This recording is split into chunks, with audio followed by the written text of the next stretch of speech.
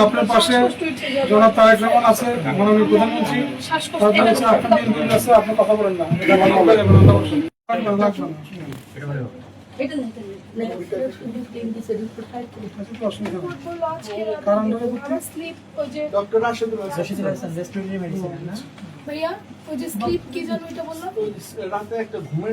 আচ্ছা, চিন্তা করুন, আল্লাহ সুস্থ হয়ে যাবেন।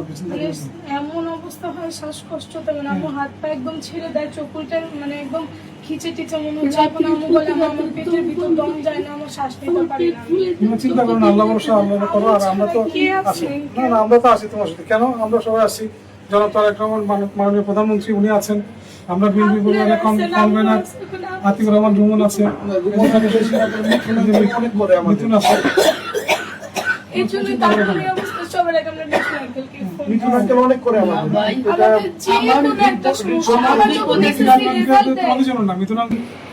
জনাব তারেক রহমান আজকে যিনি মাননীয় প্রধানমন্ত্রী, উনি এই পরিবারের পাশে আছে এবং আমরা বিএনপি পরিবার যার কনভেনার আতিকুর রহমান রুমন এবং যার সদস্য সচিব হচ্ছে মকসুদ মমিন মিথুন। আমরা তাদের বিএনপি পরিবার থেকে এসে আমাদের পাশে আমরা দাঁড়িয়েছি। আসলে এই আজকেই যে শুধু দাঁড়িয়েছি তা না, 16 সালের পর থেকেই আমরা এই বিএনপি পরিবার এই পরিবারের পাশে আছে। জনাব তারেক রহমান এই পরিবারের পাশে আছে। যারা তাদের আত্মত্যাগের বিনিময়ে স্বাধীনতা এসেছিলেন তার মধ্যে আমাদের নবাব ভাই একজন অন্যতম। আপনার পরিবারের পাশে দাঁড়ানো একটা বিএনপির নদীর দায়িত্ব।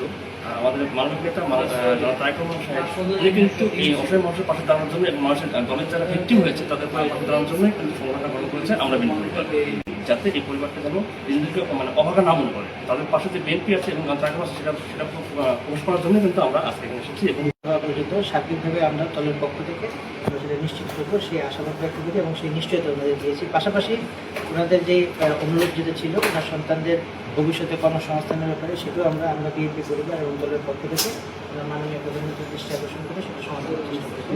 আমরা দোয়া করবো উনি যাতে সুস্থ হয়ে ওঠে।